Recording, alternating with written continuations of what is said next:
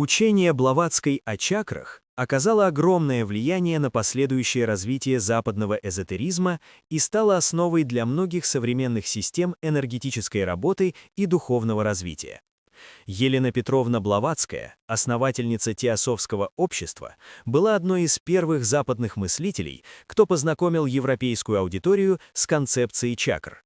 В своих фундаментальных трудах «Тайная доктрина» и «Голос безмолвия» она представила чакры как важнейшие энергетические центры человеческого существа.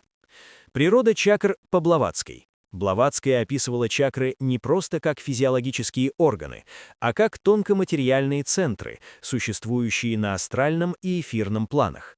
Она подчеркивала, что чакры являются связующими точками между физическим телом и высшими принципами человека. Эти центры представляют собой вихри жизненной силы, праны, которые регулируют поток энергии через различные оболочки человека.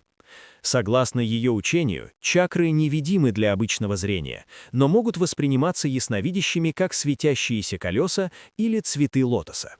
Каждая чакра имеет определенное количество лепестков, энергетических каналов, которые соответствуют различным аспектам сознания и психических способностей. Семеричная система. Блаватская придерживалась семеричной классификации чакр, что соответствовало ее общей теософской концепции 7 принципов человека. Она связывала каждую чакру с определенным уровнем сознания и космическим планом существования. Низшие чакры отвечают за физические и витальные функции, средние за эмоциональное и ментальное развитие, высшие за духовное озарение и связь с божественным. Особое внимание она уделяла Сахасрара чакре, тысячелепестковому лотосу на макарушке, которую называла обителью Брахмы и центром высшего духовного сознания.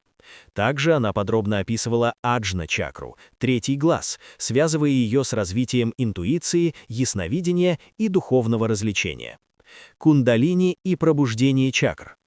Центральное место в учении Блаватской о чакрах занимает концепция кундалини, змеиной силы, дремущей в основании позвоночника.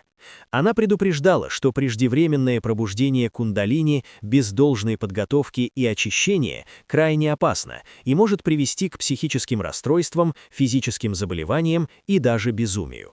Блаватская настаивала, что активация чакр должна происходить естественным путем, через нравственное совершенствование, медитацию и духовную дисциплину под руководством опытного наставника.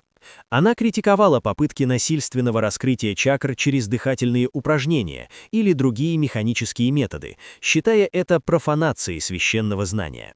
Чакры и эволюция сознания. По мнению Блаватской, развитие чакр тесно связано с эволюционным прогрессом человечества. В древних расах людей были активны лишь низшие центры, обеспечивающие физическое выживание. По мере духовной эволюции человечества постепенно активируются высшие чакры, открывая доступ к расширенным состояниям сознания.